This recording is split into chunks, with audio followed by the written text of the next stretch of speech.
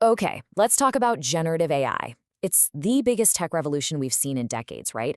And companies are throwing billions at it. But what if I told you that almost all of that money is just vanishing? That it's going right down the drain? Yeah. Today, we're going to dig into this shocking reality that's emerging, something we're calling the Gen AI divide. So, just how much are we talking about? Well, enterprises have pumped a staggering, get this, 30 to 40 times $1 billion into generative AI. They're betting the farm, thinking this tech is going to revolutionize their business from the inside out. I mean, the spending is just massive, the hype is absolutely everywhere, but, and this is a big but, this is where the story takes a pretty sharp turn. Because despite all that cash, a mind-blowing 95% of organizations are getting zero return on that investment. Let that sink in. Not a small return, not a disappointing return, zero. And this massive gap between the handful of winners and, well, pretty much everyone else who's just stuck in neutral, that is the Gen I divide. So, what in the world is going on here? How is this even possible? Well, the first piece of this puzzle is this really strange paradox. On one hand, we're seeing incredibly high adoption of AI. I mean, everybody's using it. But on the other hand, almost no real business transformation. It's like everyone's dipping their toes in the water, but very, very few are actually learning how to swim. And this right here is the heart of the paradox. You've got about 80% of companies playing around with tools like ChatGPT, right? But the custom, heavy-duty, enterprise-grade systems, the ones actually designed to create real business impact, they're failing. A staggering 95% of these custom tools never make it to production. They're just being quietly rejected by the very people they were built to help. And listen to this quote from a manufacturing COO. It just nails the feeling perfectly. He says, "The hype on LinkedIn says everything has changed, but in our operations, nothing fundamental has shifted." I mean, wow, that just says it all, doesn't it? This huge gap between the online chatter and what's actually happening on the ground, it feels like a revolution, but for most businesses, the day-to-day work, it's pretty much the same. Okay, so if people using AI isn't the problem, then where are companies getting stuck? What's the roadblock? Well, it turns out they're all falling into something researchers are calling the pilot chasm. And when you see the numbers, you'll get it. The drop-off is it's brutal. For these specific task-oriented AI tools, you have 60% of companies checking them out. But then that number plummets to just 20% who actually run a pilot. And then it completely falls off a cliff. Only 5%, successfully implement it. This huge gap, this is the chasm where all those big AI ambitions just go to die. But wait, here's the crazy twist in the story. While all these official, expensive projects are stalling out, the employees, they aren't waiting around. There's this whole shadow AI economy that's absolutely booming. You've got over 90% of employees using their own personal AI tools, like their own ChatGPT accounts to get their work done. And the kicker? They're often getting better results than their company's official multi-million-dollar AI projects. So that begs the question, right?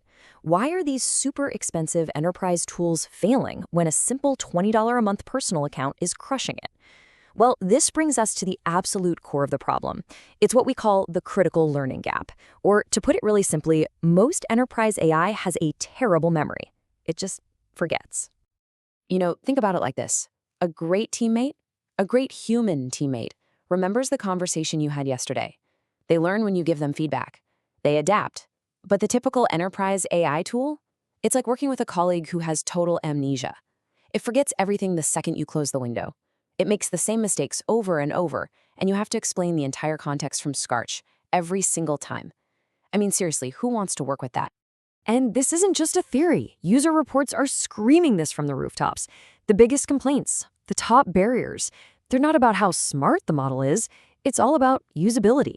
It doesn't learn from our feedback. It makes us do too much manual work, giving it context every time. It can't be customized to how we actually work.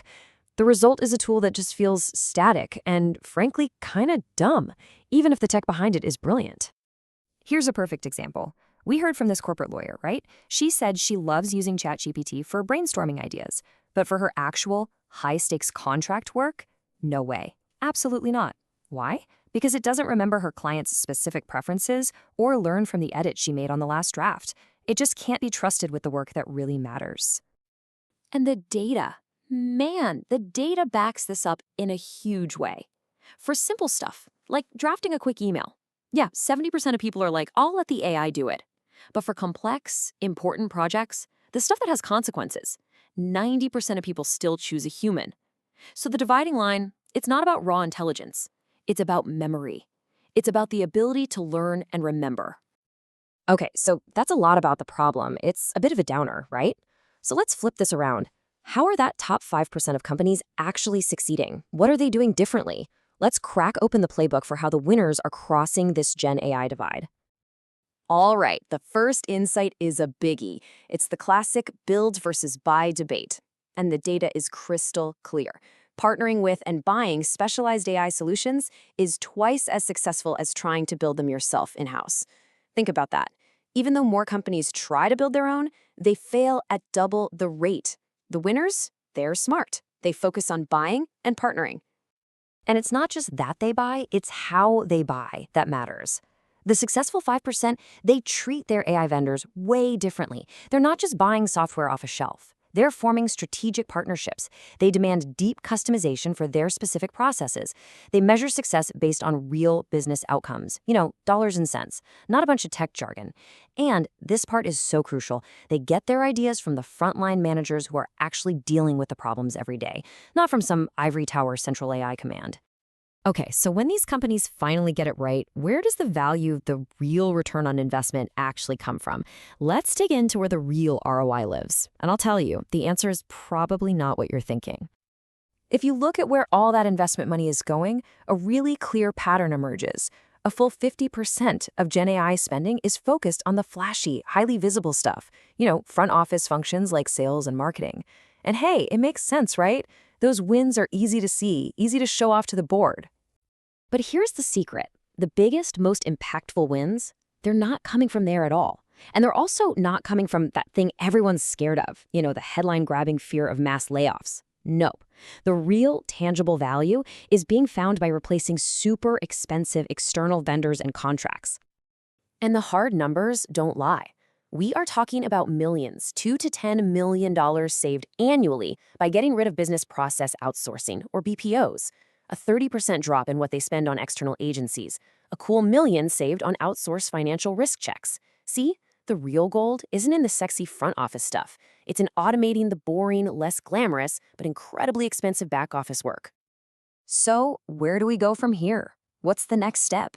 Well, for those few companies that have already crossed the divide, the next frontier is already starting to take shape, and it's called the agentic web. Now, this is basically the evolution of everything we've been discussing. I want you to imagine this.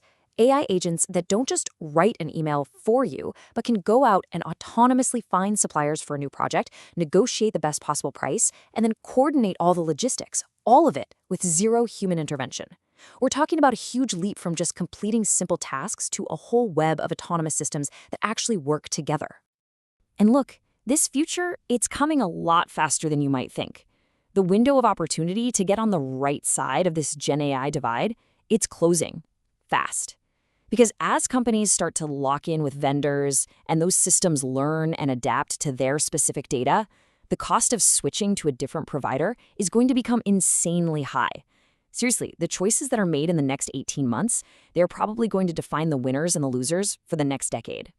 So let's just recap, right? This gap between the AI hype and the reality on the ground is very, very real. And it all boils down to one thing, an AI's ability to learn. The winners, they're buying, not building. They're finding massive ROI in the boring back office. And as this tech barrels towards this autonomous agentic web, the time to figure this out is right now. So the only question left to ask is, which side of that divide are you going to be on?